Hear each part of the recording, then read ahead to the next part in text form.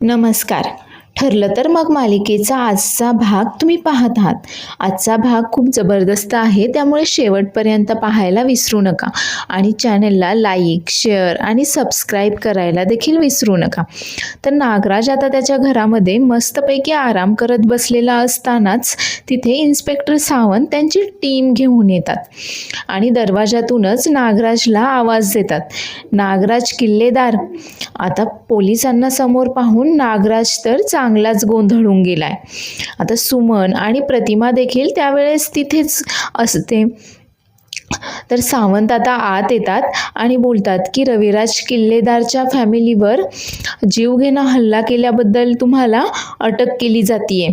आता हे ऐकल्यावर तर नागराजच्या पायाखालची जमीनच सरकते आणि आता आपल्या विरोधात यांना काही पुरावा वगैरे भेटलाय की काय, आता मात्र आपण पूर्णपणे अडकलोय या भीतीने त्याला चांगलंच कापरं भरलेलं असतं.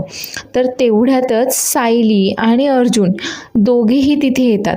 आता सायली आणि अर्जुन अगदी खुनशीनेच नागराजकडे पाहत असतात. तर नागराज मात्र आता नेहमीप्रमाणे त्याचं नाटक चालू करतं की हे काय बोलताय इन्स्पेक्टर साहेब, अहो मला का अटक करणार आहेत आणि काय म्हणताय तुम्ही, रविराज किल्लेदारच्या मारायची सुपारी दिली. अहो असं कसं होईल, तो माझा मोठा सख्खा भाऊ आहे, मी त्याला का मारेल मी रविराज किल्लेदारला. आता मात्र इन्स्पेक्टर सावंतांकडे आणि अर्जुन सायलीकडे देखील याच्या विरोधात पुरावे असल्यामुळे ते मात्र आता शांत बसलेले असतात.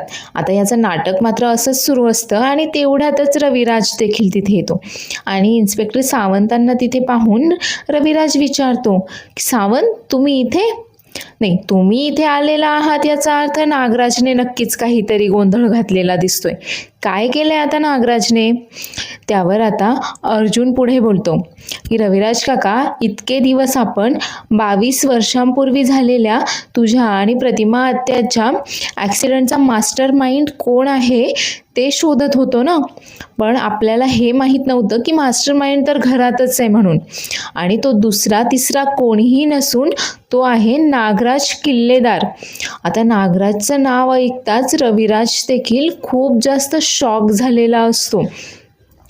आता त्याला देखील विश्वास बसेना की नागराज हे असं काही करू शकतो. तितक्यातच रविराज विचारतो, नागराज काय बोलतोय अर्जुन, हे खरं आहे का? त्यावर आता नागराज मात्र नेहमीप्रमाणे नाटक करायला सुरुवात करतो, दादा अरे याचं काय ऐकतोस तू, हा मस्करी करतोय. ए अर्जुन, मला माहीत आहे की तू मस्करी करतोयस हा, पण मी तुला एक सांगतो की ही अशी चेष्टा, अशी मस्करी अजिबातही चांगली नाही ना, अशी जीवघेणी मस्करी करू नकोस रे माझ्याशी वगैरे, असं बरंच काही बोलून आता नागराज नाटक करत असतो आणि रविराजला गुंडाळण्याचा प्रयत्न करत असतो. कारण त्याला आता इथे माहीत असतं की रविराजचं त्याच्यावर किती प्रेम आहे आणि तो मात्र रविराजला सहजच गुंडाळू शकतो, जरीही सायली, अर्जुन किंवा पोलीस त्याच्या विरोधात काही पुरावे घेऊन आलेले असले तरी देखील. त्यामुळे तो आता नेहमीप्रमाणे मी काही केलंच नाहीये, मी कसा निर्दोष आहे असं नाटक करून तो दाखवत असतो. तितक्यातच रविराज बोलतो. आता अर्जुन बोलतोय म्हटल्यानंतर तो काहीतरी पुरावे घेऊनच आला असेल. बिना पुराव्यांचं अर्जुन कधीही काहीही बोलत नाही, समजलं का तुला? त्यावर आता नागराज लगेच रविराजकडे येतो आणि बोलतो की दादा अरे तू काय बोलतोयस, काय बोलतायत हे पोलिस, हा सायली अर्जुन हे दोघे या पोलिसांना घेऊन आलेत आणि काहीतरी बरळतायत. त्यावर आता सायली लगेच बोलते की हो, प्रतिमा आत्यांसमोर महिपतने कबुली दिली होती की त्यानेच हा ॲक्सिडेंट घडवून आणलाय आणि त्याला कोणीतरी सुपारी दिली होती हे देखील त्याने सांगितलं होतं. आता मात्र हा नागराज सायलीकडे जातो आणि बोलतो की काय पुरावा आहे तुमच्याकडे की मी सुपारी दिली होती म्हणून? तो महिपत काहीही सांगेल, त्यानेच हा अपघात घडवून आणला होता वगैरे. मी का मारेल माझ्या मोठ्या सख्ख्या भावाला, रविराज किल्लेदारला मारून काय मिळणार आहे मला? आता सायली मात्र एकदम खुन्नस देऊन नागराजकडे पाहत असते, कारण नागराजचं नाटक मात्र आता तिथे रविराज आणि प्रतिमा सोडली तर बाकी सगळ्यांनाच आता नागराजचं नाटक माहिती असतं, नागराज काय चीज आहे माहिती असतं. आता मात्र हा परत एकदा प्रतिमाकडे जातो आणि प्रतिमाला बोलतो की वहिनी, अगं तू तरी सांग ना यांना, अगं मी का करेल असं, अगं हे सगळं महिपतने घडवून आणलं होतं ना, त्याने तुझ्यासमोर या सगळ्याची कबुली दिली आहे ना, मग सांग ना तू या सगळ्यांना. त्यावर आता प्रतिमाचा देखील विश्वास बसत नाही की नागराज असं काही करू शकतो म्हणून. आता प्रतिमा देखील अजिबातही त्याची बाजू घेत नाही किंवा त्याच्यावर दया दाखवत नाही.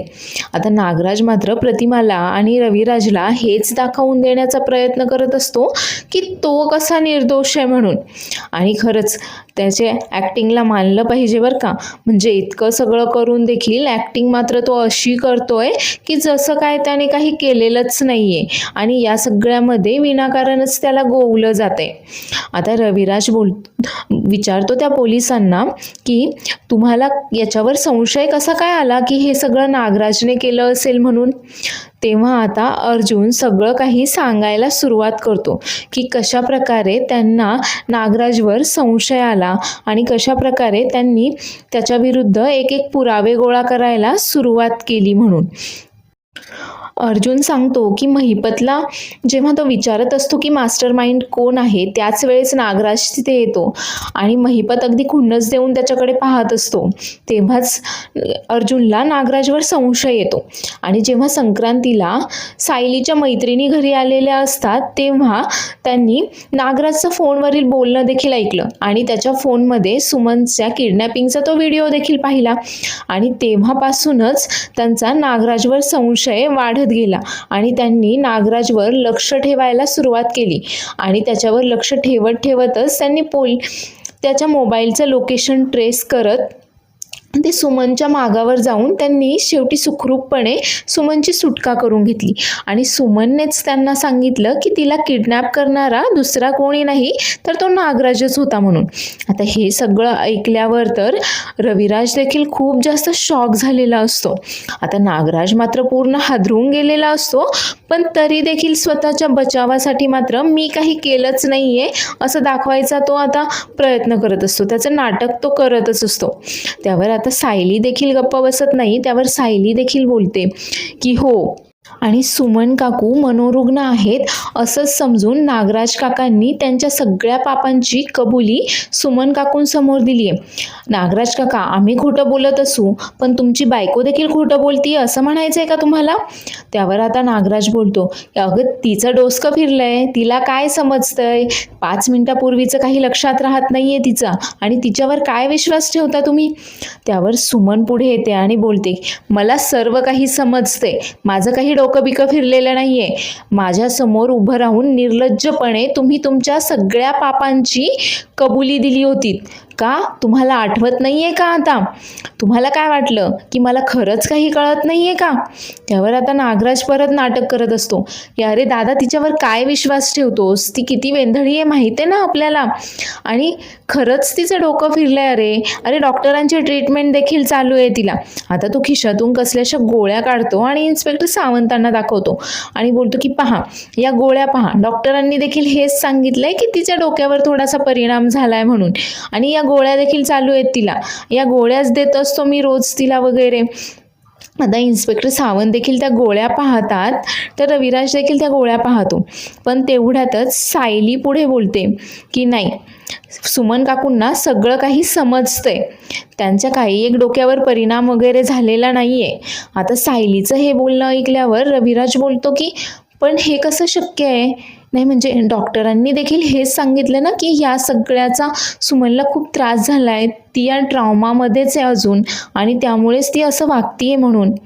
त्यावर सायली सांगते की आम्हाला माफ करा, पण डॉक्टरांनी देखील हे सगळं काही आमच्या सांगण्यावरूनच सांगितलं. म्हणजे सुमन काकूच्या जीवाला धोका आहे आणि नागराज काकांकडनं त्यांचे सगळे पापांची कबुली करवून घ्यायची होती, म्हणूनच आम्ही सुमन काकूला असं काही आठवत नसल्याचं नाटक करायला सांगितलं आणि यामध्ये आम्ही डॉक्टरांना देखील इन्व्हॉल्व करून घेतलं. आता आमच्या विनंतीवरून त्यांनी देखील आमचं ऐकलं, आणि या गोळ्या काही वेडेपणाच्या वगैरे नाही आहेत, विटॅमिनच्या गोळ्या आहेत, त्या नीट पहा. आता हे इन्स्पेक्टर सावंत त्या गोळ्या पाहतात आणि रविराजला सांगतात की हो, बरोबर सांगतीये सायली, या विटॅमिनच्याच गोळ्या आहेत. त्यावर आता नागराजला पुरतं समजून गेलेलं आहे की आता मात्र आपण अडकलोय. आता उलट तो सुमनच्या विरोधातच बोलायला सुरुवात करतो की सुमन, अगं हे तू काय करतीयेस? तुझ्या नवऱ्याला का अडकवायला पाहतीयेस तू? अगं कुठल्या पापांचा तू सूड उगवतीयेस माझ्यावर? कसला सूड उगवतीयेस? नाही म्हणजे मला मान्य आहे की मी फक्त 1-2 वेळा तुझ्यावर हात देखील उचलला होता, पण त्याची एवढी मोठी शिक्षा देशील का तू मला? आणि सुमन, तू माझ्याशी नाटक करत होतीस? इतके दिवस तू नाटक करत राहिलीस का माझ्याशी? त्यावर सुमन खूप चिडते आणि बोलते, हो मग तुम्हाला काय वाटलं? नाटक काय फक्त तुम्ही करू शकता का? म्हणजे भावावर प्रेम असल्याचं नाटक, बायकोची काळजी असल्याचं नाटक, मी सभ्य असल्याचं नाटक, हे सगळे नाटकं काही फक्त तुम्हीच करू शकता का? आता मात्र रविराज देखील खूप चिडलाय. त्याची देखील अगदी तळपायाची आग मस्तकात गेलीये आणि तो रविराजला जाब विचारतो की तू हे सगळं का केलंस? त्यावर आता नेहमीप्रमाणे नागराज मात्र रविराज समोर नाटक करत असतो की दादा, अरे तू तरी विश्वास ठेव माझ्यावर. हे सगळं काही नाटक आहे, मी काही देखील केलेलं नाहीये. त्यावर आता अर्जुन बोलतो की इन्स्पेक्टर सावंत, आता मात्र आपल्याला पुरावे दाखवायची वेळ आली आहे. तुझ्या विरोधात नागराज काका आमच्याकडे पुरावा देखील आहे. आता पुरावे म्हटल्यावर नागराज लगेच बोलतो, कसले पुरावे बिरावे गोळा करताय तुम्ही? अरे दादा, मी सांगतोय ना तुला, हे सगळे मिळून फसवतायत मला. मी काही देखील केलेलं नाहीये. अरे मी का मारेल तुला? आता नागराजला असंच वाटत असतं की तो नेहमीप्रमाणे प्रतिमा समोर आणि रविराज समोर नाटक करेल आणि त्याच्यावरील प्रेमापोटी हे सगळेजण त्याला माफ करतील. पण मात्र आता तो नाटक करताना सुमनला टार्गेट करतो आणि बोलतो की अगं तू कसला सूड उगवतेस माझ्यावर? मी 1-2 वेळा तुझ्यावर हात काय उचलला तर तू असा सूड उगवशील का माझ्यावर? त्यावर सुमन मात्र अजिबातही त्याच्या नाटकांना बळी पडत नाही. त्यावर सुमन त्याला बोलते की अहो, नाटक तर इतके दिवस तुम्ही करत होतात. अगदी सभ्य असल्याचं, भावावर प्रेम असल्याचं, बायकोची काळजी असल्याचं नाटक इतके दिवस तुम्ही करत होतात, मी नाही. आणि मी का खोटं बोलेल? तुम्हीच तुमच्या तोंडाने तुमच्या सगळ्या गुन्ह्यांची कबुली दिली आहे माझ्यासमोर. आता मात्र नागराज पूर्णपणे अडकलाय आणि सुमन स्वतः देखील सांगते म्हटल्यानंतर रविराजचा आता या सगळ्यावर विश्वास बसलाय. तर नागराज मात्र अगदी खाली बसून पाया पडून जसं काय मी खरंच काही केलं नाहीये आणि मला निष्काळजीपणे या सगळ्यामध्ये गोवलं जातंय असं आणत असतो. मात्र अर्जुन देखील आता खूप जास्त चिडलाय आणि अर्जुन सावंतांना बोलतो की ज्या वेळेस याने सुमन काकूवर हात उचलला त्यावेळेसच खरं तर आम्हाला याच्यावर संशय आला होता आणि तेव्हापासूनच आम्ही हे इन्व्हेस्टिगेशन करायला सुरुवात केली आणि त्याच्या विरोधात पुरावे देखील गोळा केले. आता पुरावे ऐकताच मात्र नागराज चांगलाच बोलतो की कसले पुरावे, काय वगैरे काय बोलताय तुम्ही, मला काही समजत नाहीये. आणि तेवढ्यातच इन्स्पेक्टर सावंत आता त्यांच्या मोबाईलमध्ये असलेला नागराजचा तो व्हिडिओ ऑन करून त्याला दाखवतात. आता मात्र नागराजच्या पायाखालची जमीनच सरकते, कारण आता त्या पुराव्यामुळे तो चांगलाच फसलेला असतो. तर इन्स्पेक्टर सावंत तो व्हिडिओ रविराजला देखील दाखवतात, ज्यामध्ये नागराज स्पष्टपणे बोलताना दिसतोय की 22 वर्षांपूर्वी झालेल्या अपघाताचा मास्टर माइंड तो स्वतःच आहे आणि त्याने स्वतःच सुमनला आणि महिपतला किडनॅप केलेलं असतं. तर या सगळ्याचा सुमनला खूप त्रास होतोय आणि सायली तिला सावरताना दिसतीये. तर रविराजच्या मात्र तळपायाची आग मस्तकात गेली आहे आणि त्याचा विश्वासच बसत नाहीये की तिचा लहान भाऊ असं काही करू शकतो म्हणून. तर हे पुरावे पाहून देखील नागराज आता नाटक करतच असतो की हे खोटं आहे, फेक व्हिडिओ आहे, हा काही माझा व्हिडिओ नाही आहे. अरे दादा, हा व्हिडिओ बनवलेला आहे, हा जनरेटेड व्हिडिओ आहे, खोटं आहे हे सगळं, मी नाहीच आहे या व्हिडिओमध्ये. त्यावर आता सायली बोलते की तुम्ही जेव्हा सुमन काकूंसमोर या सगळ्याची गुन्ह्यांची कबुली देत होतात ना, तेव्हा सुमन काकूंनी मोबाईलमध्ये हे सगळं काही रेकॉर्ड केले. सुमन देखील सांगते की यामध्ये 100% तुम्हीच आहात. तुम्ही जेव्हा बोलत होतात तेव्हा मी हे सगळं रेकॉर्ड केलं आहे. आता मात्र रविराजच्या संयमाचा बांध सुटतो आणि तो तडक नागराजची आता धुलाई करायला सुरुवात करतो. नागराजच्या थोबाडीत देतो आणि त्याला जाब विचारत असतो की का केलंस अरे तू असं? तू माझा सख्खा छोटा भाऊ आहेस ना, तरी देखील तू माझ्याशी असं कसं काय वागू शकतोस? अरे आई बाबा गेल्यानंतर तर मी तुझी आई झालो, तुझा बाबा झालो, तुझा मित्र झालो, कुठे कमी पडलो मी? आणि तरी देखील तू माझ्याशी असं वागलास का? का केलंय तू असं सगळं? अरे प्रतिमाने देखील तुला किती जीव लावला आणि तरी देखील तू आमच्या दोघांशी असं वागलास. एक वेळ तू आमच्या दोघांना मारायचा प्रयत्न केला असतास तर मी समजू शकलो असतो, पण तू तू आमच्या तन्वीला देखील मारायचा प्रयत्न केलास. आता मात्र रविराज खूप चिडलाय आणि नागराजला इतका मारहाण करतोय तो की आपण सांगू शकत नाहीये, इतका जास्त चिडलाय आता रविराज. आता रविराजच्या संयमाचा बाण सुटतो आणि तो बोलतो की अरे तन्वी तर लहानपणी खेळून आली की तुझ्या मांडीवर झोपायची, तुझ्याशिवाय कोणाच्या हातून ती औषध देखील घ्यायची नाही, किती जीव लावायची ती तुला. म्हणजे हे सगळं खोटं होतं का? म्हणजे हे सगळं तू नाटक करत होतास, प्रेमाचं नाटक करत होतास तू इतके दिवस आमच्यासोबत.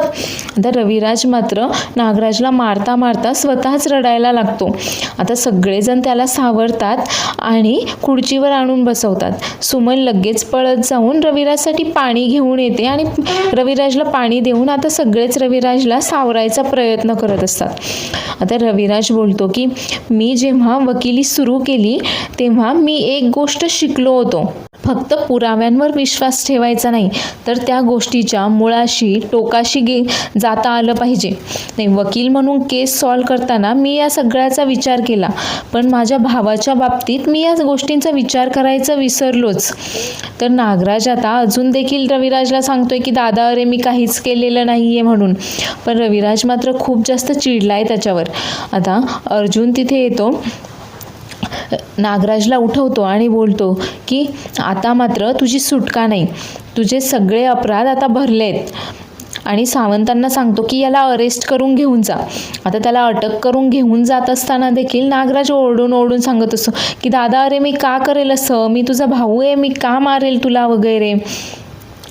तर रविराज मात्र या सगळ्या धक्क्यामुळे खूप खालावला गेलाय. तर इकडे सायली आणि अर्जुन अजून देखील घरी आले नाही आहेत म्हटल्यानंतर कल्पना आणि प्रताप मात्र काळजीमध्ये पडलेले असतात. आता प्रताप येऊन कल्पनाला विचारतो की सायली आणि अर्जुन कुठे आहेत, ते अजून आले नाहीत का घरी? त्यावर कल्पना सांगते हो ना, ते सकाळीच काहीतरी कामासाठी निघून गेले आणि खरं तर जाताना खूप टेन्शनमध्ये देखील दिसत होते, पण अजून देखील ते घरी परत आलेले नाही आहेत. मला देखील काळजी वाटते, तुम्ही एकदा अर्जुनला फोन करून पहा ना. त्यावर प्रताप सांगतो की अगं ते कामासाठी गेले आहेत ना, मग येतील थोड्या वेळामध्ये घरी, त्यांचं काम आवरलं की येतीलच ते. तर तन्वी मात्र तिथेच बसून सगळं काही ऐकत असते आणि विचार करते की हे सकाळपासून कुठे उंडरायला गेले आहेत ना, त्यांचं त्यांनाच माहिती.